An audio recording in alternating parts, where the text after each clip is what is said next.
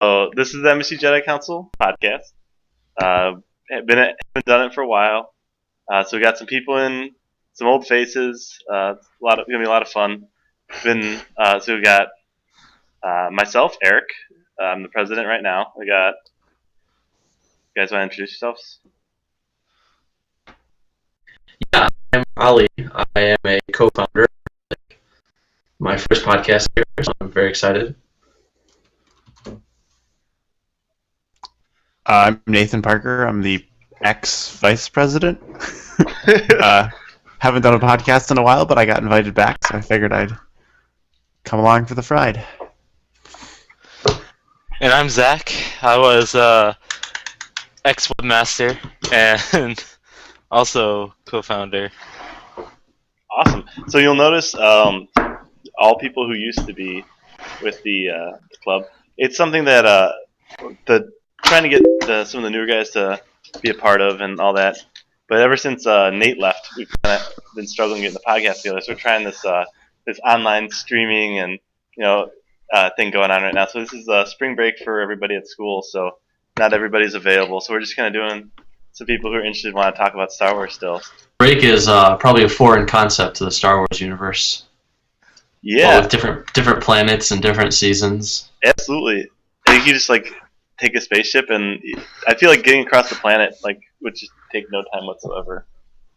Even spring break, so I just go to a different part of the planet. I feel like, how fast do you think those speeders go on Coruscant, where they're just flying around? That's got to be pretty darn quick. I feel like you could take one of those. They probably have speed limits, and I don't know if Coruscant has real weather besides raining all the time. You gotta think they'd probably have some sort of. Well, I mean, they have a bunch of air. I feel like there's orbiting a star. I feel like there's too many skyscrapers. It's going to interfere with weather at all. Any sort of precipitation probably wouldn't form. I feel like you're just going to have smog. No, I feel like every scene in Coruscant is dark and dreary and rainy sometimes. Does it actually ever rain? I can't remember specifically, but I feel like there is a rain scene at some point. Huh, yeah. That would be interesting to do a movie study of the weather patterns of the Star Wars planets. Based solely off the movies, no extended universe. Here's what we've determined about the weather patterns of Coruscant.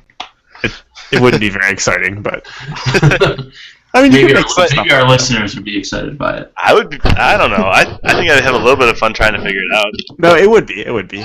I also wonder how all these planets get all their commerce done when they're all dealing with separate time zones. I mean, I have to deal with people across the world, and that's a pain in the ass. Imagine these people who have to work with completely different schedules. Their communication seems to not go super. I don't know. Their communication's odd because they have the hologram picture people, but at the same time they had to transmit the Death Star plans via robots. Oh, robot USB. Yeah.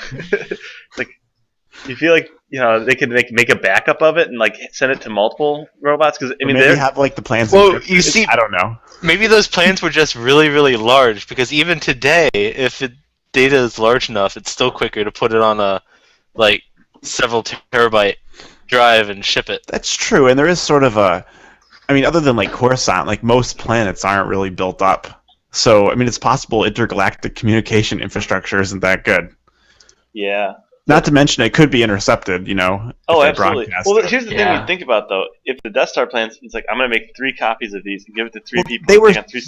did that work out with the plans? Were they stolen, or? I'm trying to remember. A bunch of Bothans died to bring them that information.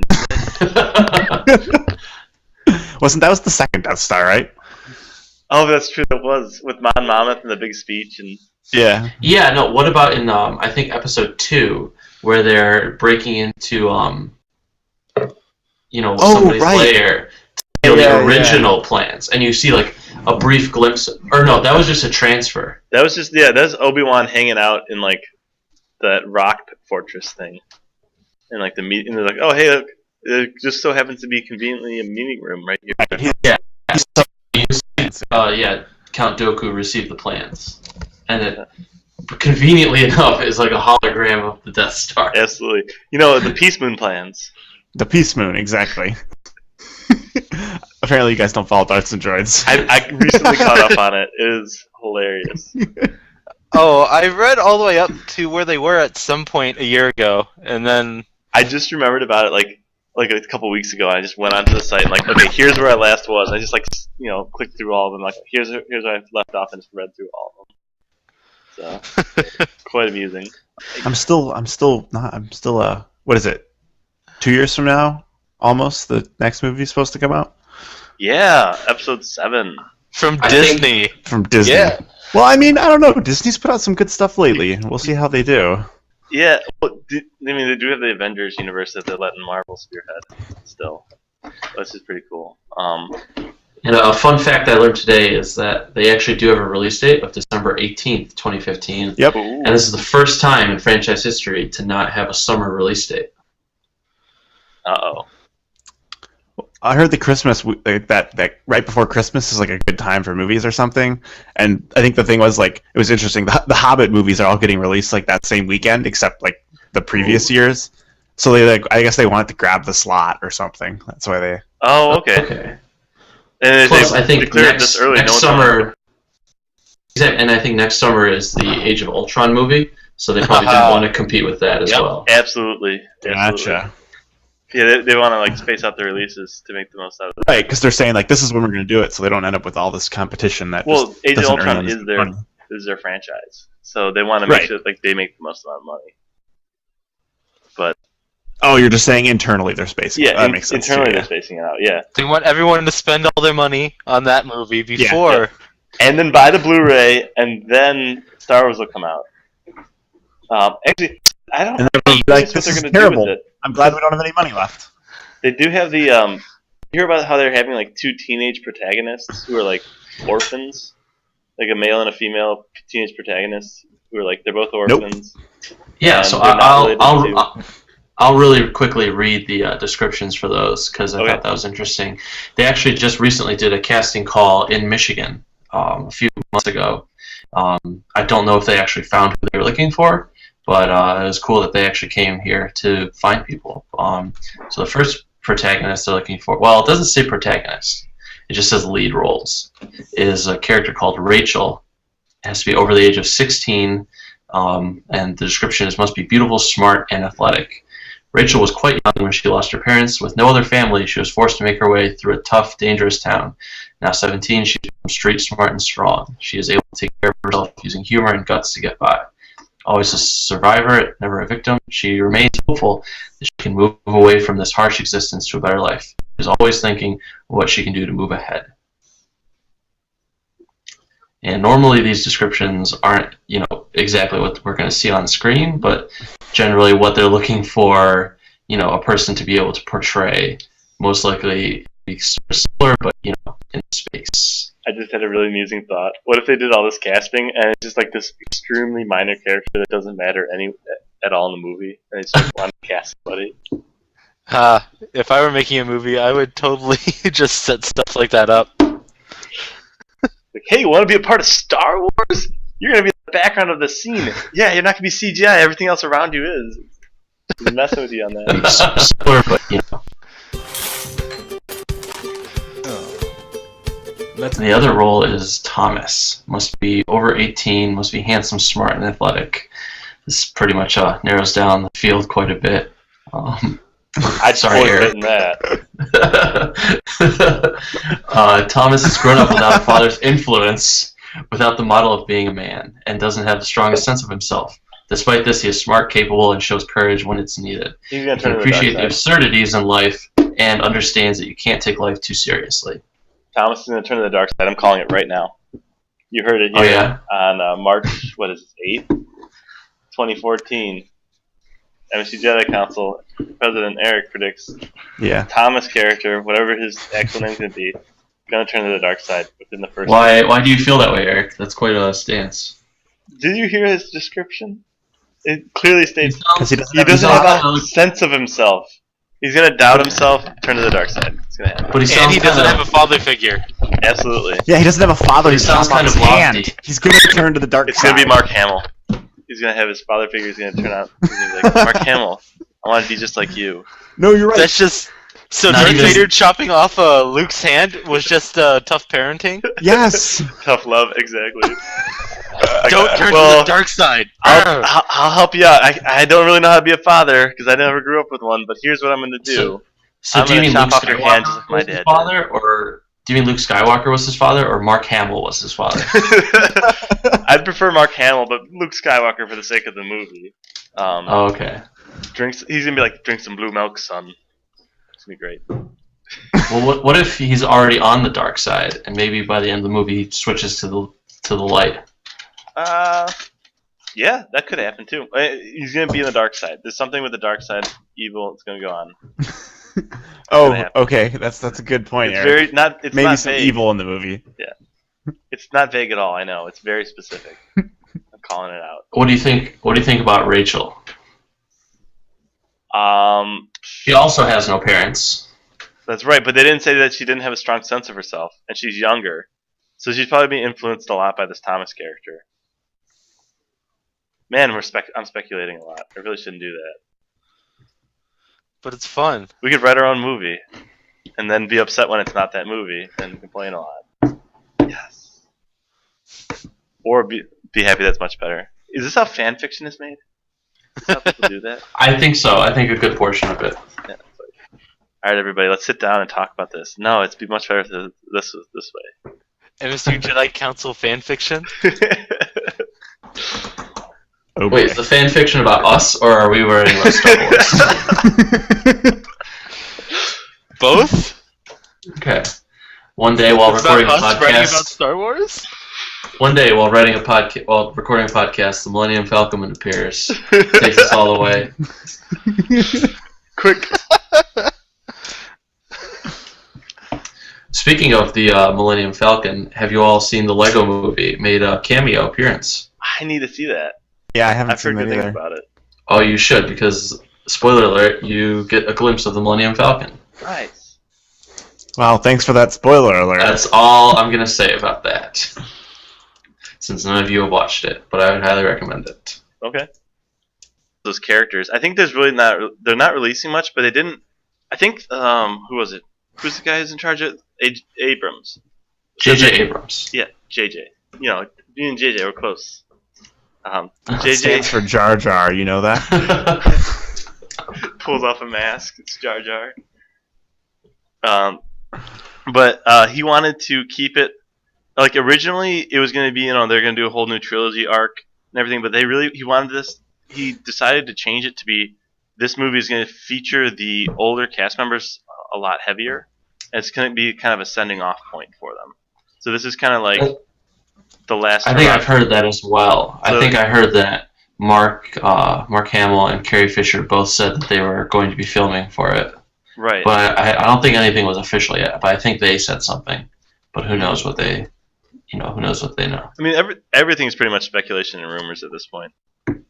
Right, I mean, it's still basically 2 years out, so. Mhm.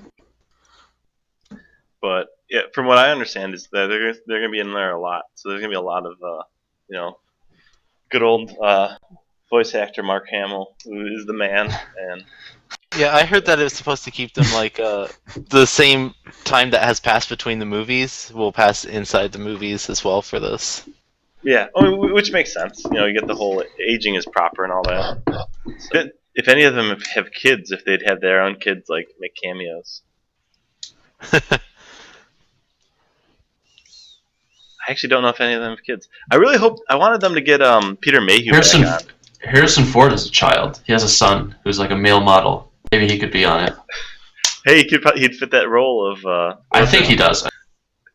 So anyway, you guys remember those videos we watched of Star Wars detours? Yes. I can pull one up.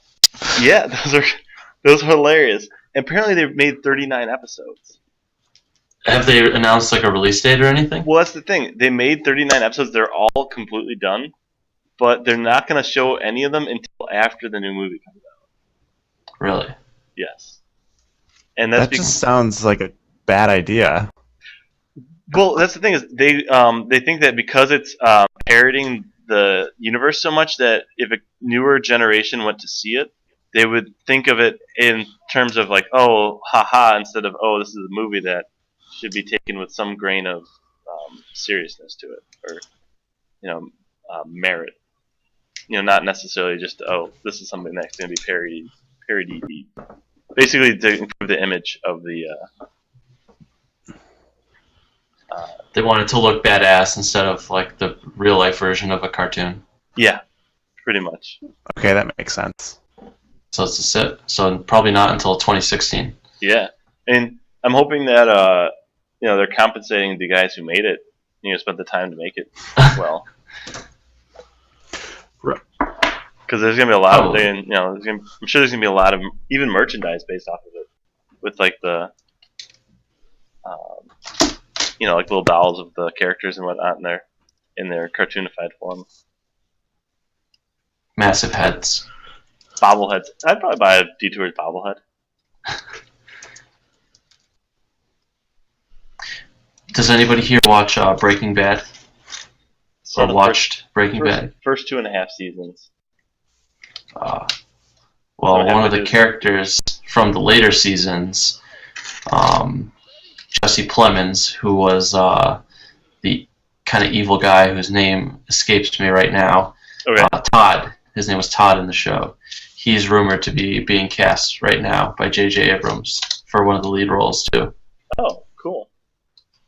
That's cool. I mean, there's gonna be a lot of actors that are gonna rumor to be in there. So hopefully they do a good job with it. And I guess the Star Treks that they made were really Star Warsy in terms of like the newer Star Treks that Abrams put out. Kind of seemed more like how a Star Wars movie should be than a Star Trek movie. There was an awful lot of lens flare. I love it. I saw that video where they had the count, and like they had like a count of how many times there was a lens flare, and I think it was over 100. It might have been close to like over 300. I can't remember the number, but it was hilarious. So how many do you think are going to be in the Star Wars movies? Well, I remember there was actually people asking Abrams about that, and he was like, "Oh no, that was because the Star Trek movies are about the future of how the future is now, and so it needed to be bright because the future was a bright and a good future, and so that's why there's so much lens flare. It was because it needed to be a bright future." That's what his explanation of that was. Don't know if that's actually what's going on there, but I thought that was. But anyway, I think that I'm hoping that he's not going to bring that into the Star Wars, because lens flare is cool when you use it every now and then, but not if you use it that heavily. What I was referring to was the overall pacing of the Star Wars movies, the Star Trek movies, was a bit quicker. It was a little less. It was a little more action in terms of, a lot less negotiation kind of stuff that they had in the other, the actual what was his name? The guy who made Star Trek. Gene Roddenberry? Gene Roddenberry. Yeah, all the Gene Roddenberry ones were, they're a bit more, they're not as actiony and not as over the top. Well, I think that's just kind of a difference in the way that the media has moved since. I mean, you don't really see a whole lot of shows like that anymore. Right, and do you think that's... I guess you could see the evolution of Doctor Who is one way to look at it too, where you have like the whole movement from back when it's like cheap B sci-fi to being like this like big hype production where it has to be like every season has to end epically with some sort of world universe ending catastrophe or whatnot. How many universe ending catastrophes can there be? I don't know. Only one that succeeds. Let's go ahead and switch to Star Wars. I think we're supposed to be talking about that, right? Oh, is this a Star Wars podcast? I thought it was a Star Wars podcast. I wasn't sure, though. Wait, this is a podcast? Wait, this is being recorded? Oh, crap. Yeah, so by 2015, when the Star Wars movie comes out, that'll have been, 10 years ago. Right. Unless you were like watching it when you were 5 years old in theaters, you might not have seen it by now. Mm-hmm. If your parents didn't care for Star Wars. Yeah. Which is just bad parenting, frankly. It really is. What kind of parent doesn't want to have their kids watch Star Wars at least 4 times? That actually makes me think about, like, I got kind of excited when I was thinking about it, because it's like, if they come out with a new movie and they have, like, Star Wars detours and all that, do you think that they're gonna also release the original movies without any sort of special effects in them, like any sort of like post-processed like CGI stuff with like in Probably not. You don't think so? No, because I mean, I think I read somewhere that George Lucas said that he's destroyed or he's hidden all the original copies. I did hear about that actually. In that People versus George Lucas, they talked about how it's like he had like edited the original ones. Like, how did you make copies of those? How did you do that? Yeah, I saw a thing on Reddit actually of a guy who was trying to recreate the original movie as it was shown in theaters, like using a lot of the different like other versions of the series that have come out on DVD and Blu-ray and VHS and pieced them together into like the one ultimate edition of as close to the original as possible. That's cool. I didn't realize how many things they had changed, like even like the lightsaber effects and even like the opening scroll. Yeah. I mean, even the opening scroll is something that they did with that, like, with the box set that came out on VHS, even. Like, if you watch it on VHS, it's like, oh, episode 4, that's there, but like the one before that, without like all the... in theaters, it didn't say episode 4. No, not at all. It's a minute point, but what else has been changed if they change that? Honestly, a lot of George. Who shot first? That was the one thing. That's the one thing that I'm like. If that and the John Williams scores are what, like, the I guess that's really the only gripes I ever have about any of the changes that they made was I really enjoyed the Ewok song at the end of Return of the Jedi. I'm not sure if everybody's in the same boat as I am with the Ewok song. That thing was awesome. It was the dancer, the singer person in the barge. In Jabba's barge, or Jabba's palace on in Return as well. That also, I did not like that addition. Yeah. That was like way over. Oh, that was an addition. Right. Okay. That whole thing where like they had like the singer CGI person and like the weird like small person running around singing. I did not enjoy that. And then the Han shot first, which is just atrocity. I wonder if there will be a whoever shot first in this new movie. If there will be something like that. Thomas shot first. Or what was the other person? Rachel shot. Rachel would probably shoot first. Thomas would probably just run away. That'd be great if like Harrison Ford. Yeah, they're gonna feature him heavily, but it would be cool if they just like had a small cameo with Harrison Ford and they just show him like shooting somebody first and then just like walking away. All right, so I think that's gonna be a wrap. So MSU Jedi Council. Visit us on Facebook. We have a Twitter account. You can keep an eye on us through various online things. We have a website. I'd say the URL, but I'm not 100% sure on that right now. Zach, what's our URL? I don't have to remember that anymore. I think maybe just the Facebook page or our Twitter account. We'll have. If this is on YouTube, there'll be links. I'm pretty sure you can go to like .msu.edu/Tilda Star Wars. Yep, absolutely. That definitely will get you to our website. So msu.edu//tilde Star Wars. Do you still have access to the account, Eric? Do you have the password? I do have the password. Yes. Did you change it? You made the password. No, it's the same. You can use it for your personal email. I might need you to send me it again because I think I forgot it. I was trying to log in the other day. Okay. Let me just tell it to you right now. Over don't just tell me right now. It might not get edited out. I'm just joking, man. Okay, so all right. So visit us on our website at msu.edu/tilde Star Wars. You can also visit us on Facebook, MSU Jedi Council.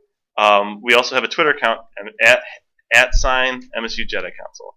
I would say hashtag. We should trend this, right? So hashtag podcast Jedi Council podcast. Yes. Hashtag Jedi Council podcast.